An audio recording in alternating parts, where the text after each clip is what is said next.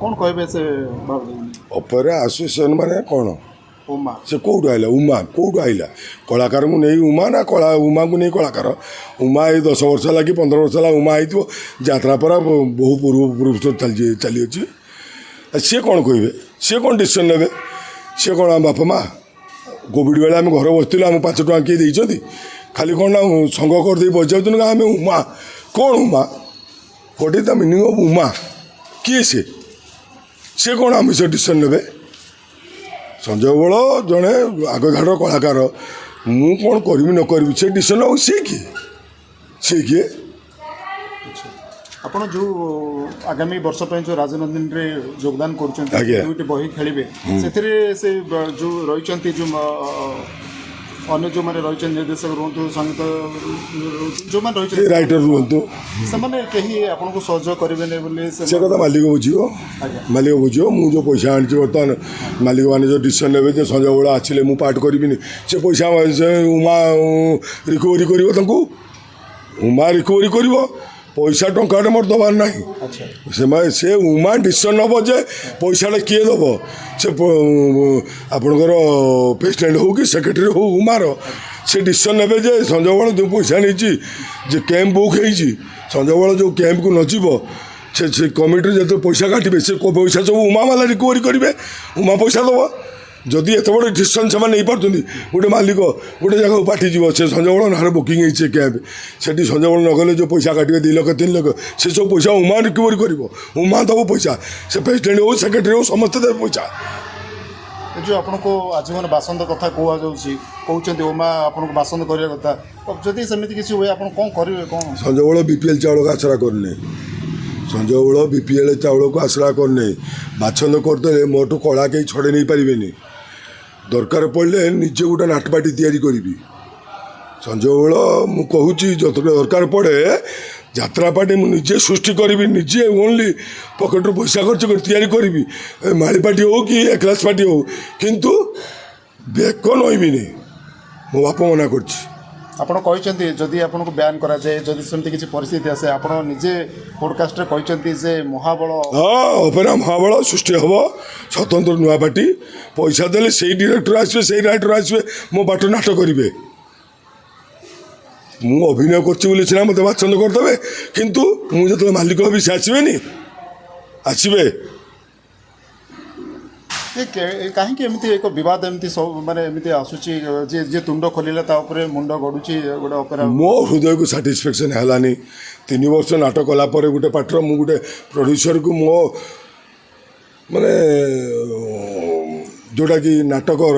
ମେରୁଦଣ୍ଡ ସଞ୍ଜୟ ବଳ କହିଲେ ଯେ ଆମର ଯେଉଁ ବ୍ୟାନର 3 ବର୍ଷ ହେଲାଣି ମୋତେ ଡ୍ୟାମେଜ୍ ତ ସେ ନାଟକର ଅଭିନୟ କରି ଲାଭ କ'ଣ ଅଛି ଚୋରି କରି ଡକାୟତ କରି ନାଟକ ଆଣି ଏଠୁ ସେଠି ଆଣି ଖେଞ୍ଚିକି ବର୍ତ୍ତମାନ କ'ଣ ନା ସଞ୍ଜୟ ବଳ ବୟକଟ୍ ତମେ କିଏ ବୟକଟ୍ କରିବାକୁ ତମେ କିଏ ମୋତେ ଖାଇ ପିଇକି ବଡ଼ କରିଛ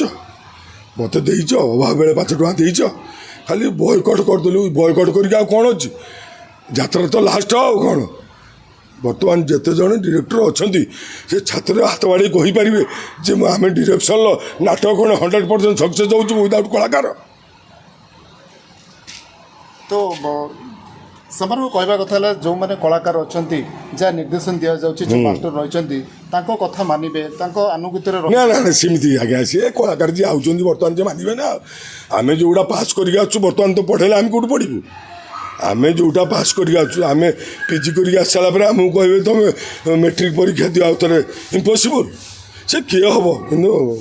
ସଞ୍ଜୟ ବଳ ନୁହଁ ଆପଣ କହିଥିଲେ କି ମହାବଳ ଯାତ୍ରାପାଟି କରିବେ ତା ସହିତ ଗୋଟେ ମନ୍ତବ୍ୟ ମଧ୍ୟ ଦେଇଛନ୍ତି ଯଦି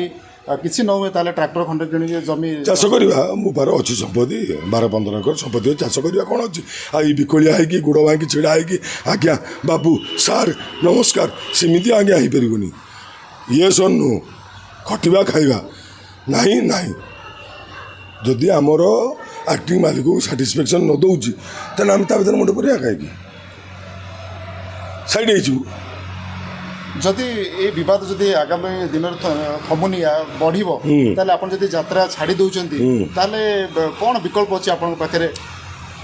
ବିକଳ୍ପ ମାନେ ଆପଣ ଯାତ୍ରା କହୁଥିଲେ ଛାଡ଼ି ଯେ ଯଦି ମୁଁ ଯାତ୍ରାରେ ଯଦି ନ ରୁହେ ତାହେଲେ କୌଣସି ସିରିଏଲ୍ ହଉ କିମ୍ବା ମୁମ୍ବାଇ କିମ୍ବା ଆନ୍ଧ୍ରପ୍ରଦେଶ ଶୁଣନ୍ତୁ ସଞ୍ଜୟ ବେଳ ଯାତ୍ରା ଯଦି ଛାଡ଼ିଦେବ ସେ ଯିବ ଆନ୍ଧ୍ରା ଯେ ଯିବ ହେଉଛୁ କରିବ ହେଉଛୁ ସାଉଥ୍ ଫିଲ୍ମ କରିବ ମାନେ ହିନ୍ଦୀ ଫିଲ୍ମ କରିବ ଆଉ ଏ ଓଡ଼ିଆରେ କାହିଁକି ଏଠି ଫେର ନା ମୁଣ୍ଡ ଗୁଞ୍ଚିକି ଲାଭଟା କ'ଣ ଅଛି। ମୁଁ ସଞ୍ଜୟ ବଳ ମୋତେ ସବୁ ମାଲମ ଅଛି ବୁଝିଲେ କି ତେଣୁ ବେପାର ଜମି ଅଛି ଚାଷ କରିବୁ ଖାଇବୁ ଏଠି ଗୋଡ଼ ଭାଙ୍ଗି ଆଜ୍ଞା ସାରେ ହଜୁରୁ ମୁଣ୍ଡ ନୁହେବା ମୋ ବାପ ଜାତକର ନାହିଁ ମୋ ବାପ ମନା କରୁଛି ଖଟିବ ଖାଇବ ଯଦି ନ ହେବ ଘରକୁ ପଳେଇ ଆସିବ ଶାଗ ପଖାଳ ଯାହା ଅଛି ପିଇକି ଶୋଇବ କିନ୍ତୁ ନୋ ଚାନ୍ସ। ଆଚ୍ଛା ଉମା ଯେଉଁ ଡିସିସନ୍ ନେଉଛି ଯେ ଆପଣଙ୍କୁ ବାସନ୍ଦ କରି ୟା ପଛରେ କିଛି ରହସ୍ୟ ଅଛି କି ୟା ପଛରେ କିଛି କ'ଣ ଅଛି? ଉମା କିଏ ଉମା ଉମା କ'ଣ ସେ କିଏ ସେ ତାଙ୍କର କରୁଛନ୍ତି ତାଙ୍କ ପାଇଁ କରୁଛନ୍ତି ନା ସେ କ'ଣ କଳାକାରଙ୍କର କ'ଣ କରିବେ ଉମା କଳାକାରଙ୍କର କିଛି କରିପାରିବେନି ହେ ଉମା କେଉଁ ଉମା ନୂଆ ରାଇଟର ଆଣିଲି ପରା ପୁରୁଣା ରାଇଟର ବସିଯିବେ ବସିଯାଆନ୍ତୁ ନୂଆ ରାଇଟର ବର୍ତ୍ତମାନ ଯେଉଁ ନାଟକ ଲେଖୁଛନ୍ତି ବାୟା ହେଇଯିବେ ନୂଆ ରାଇଟର ଯେଉଁ ନାଟକ ଲେଖୁଛନ୍ତି ବାୟା ହେଇଯିବେ ଆଉ ଇଏ କ'ଣ କହୁଛନ୍ତି ନା ଆମେ ପଣ୍ଡିତ ସବୁ ଜାଣିଛୁ ସବୁ ଶିଖିଛୁ କିଛି ଶିଖିନାହାନ୍ତି କିଛି ଶିଖିନାହାନ୍ତି। ଏ ଯେଉଁ ବିବାଦ ଗୋଟେ ପରେ ଗୋଟେ ଆସୁଛି ଇଏ ଯାତ୍ରା ପାର୍ଟି ପାଇଁ କେତେ ଶୁଭଙ୍କର କ'ଣ ଯେମିତି କହୁଛନ୍ତି ଯେ ଇଏ ଶୁଣନ୍ତୁ ଆଜ୍ଞା ଫିଲ୍ମ ପରେ ଓଡ଼ିଆ ଫିଲ୍ମ ପରେ ନାଗିଛନ୍ତି କେମିତି ଯାତ୍ରାକୁ ବନ୍ଦ କରିଦେବେ ଇଏ ଆଗର ଗୋଟେ ଚକ୍ରାନ୍ତ ତେଣୁ ୟା ପରେ ଦେଖନ୍ତୁ ଯାତ୍ରା ତ ଗଲାଣି ଆଉ ୟା ପରେ ଯାତ୍ରା ଏଇ ଯେଉଁ ପୁରୁଣା କିଛି ବୁଢ଼ା ଅଛନ୍ତି ଏଇ ଯେଉଁ ଡିରେକ୍ଟର ରାଇଟର ଯେଉଁ କପି କରିକି ସବୁ ଲେଖୁଛନ୍ତି ୟା ପରେ ଯାତ୍ରାକୁ ସବୁ ଡ୍ୟାମେଜ୍ କରିଦେବେ ଡ୍ୟାମେଜ୍ କରିଦେଇକି ଯାଇକି ଚୁପି ଘର ବସିବେ ଏ ତ ସବୁ ଚାକିରି କରୁଛନ୍ତି ଯେତିକି ଡିରେକ୍ଟର ରାଇଟର ମାସକୁ ପେନସନ୍ ପାଇବେ ତେଣୁ କଳାକାର ଯାଇ ଘର ପାଖର ହଳ କରନ୍ତୁ। ଆଚ୍ଛା ଏ ଯେଉଁ ଅପେରା ମାଷ୍ଟର ଆସୋସିଏସନ୍ ଏ ଯେଉଁ ଗୋଟେ ନିଷ୍ପତ୍ତି ନେଇଛି ୟା ପରେ ଆପଣଙ୍କର କ'ଣ ପ୍ରତିକ୍ରିୟା କ'ଣ କହିବେ?